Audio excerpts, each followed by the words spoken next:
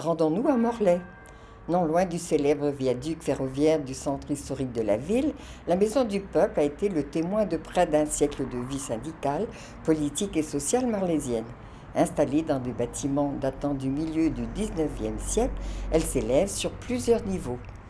À l'intérieur, à part l'installation de l'électricité, des sanitaires et quelques ouvertures, les pièces sont restées presque intactes jusqu'à nos jours.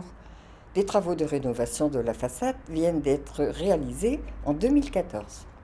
Dans cette maison et sur ce terrain, il y avait à l'origine de belles propriétés nobles qui ont été absorbées par l'urbanisation de Morlaix au XIXe siècle. Et la première installation dont on a connaissance sur ce terrain, c'est donc une fabrique, une tonnellerie qui est aménagée par la famille Krogeneck et qui fonctionne jusqu'en 1899. Et après cette tonnellerie, les bâtiments sont achetés par une coopérative qui s'appelle la coopérative La Ménagère, qui est une coopérative d'alimentation. Et la principale activité de la coopérative, c'était évidemment d'acheter et de redistribuer à des prix intéressants à ses adhérents des denrées alimentaires et des produits d'usage quotidien. Qu'est-ce qui se passe donc en juillet 1924? Alors, avant juillet 1924, en 1922, il y a la création de l'association Comité de la Maison du Peuple, les syndicats CGT, les deux CGT à l'époque, puisqu'il y a eu une scission un an auparavant, CGT, CGTU, créent une association pour acheter un bâtiment où on pourra loger les syndicats morlaisiens. Et cet achat a lieu en 1924. Le Comité de la Maison du Peuple achète les bâtiments du 1 impasse de Tréguier à la coopérative La Ménagère. Et ils entrent dans les murs début 1924 et l'inauguration officielle a lieu en avril 1925, l'année suivante.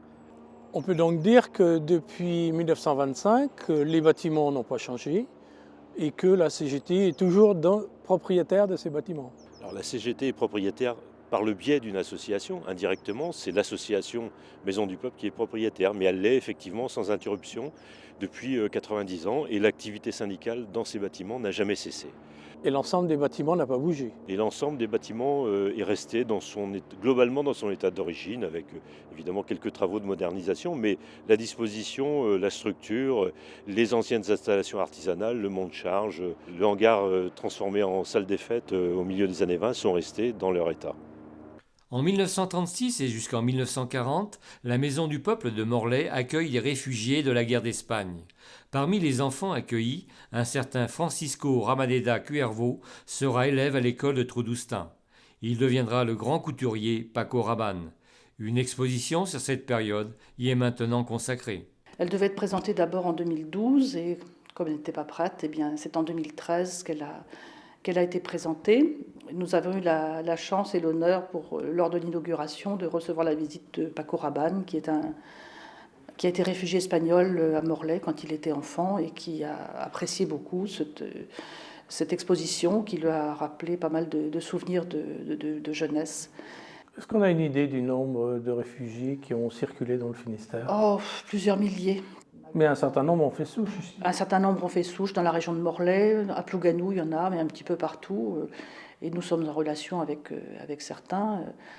Après les premiers travaux qui ont eu lieu en 2014, une nouvelle tranche verra le jour courant 2015. Cette année, on espère donc continuer ce processus et faire en sorte, cette fois-ci, de faire des travaux dans la tour. Avant, il y avait un monte-charge dans la tour. Dans la cour, mais aussi la salle des fêtes pour préserver au moins, au minimum, avant peut-être de plus amples travaux, la salle des fêtes.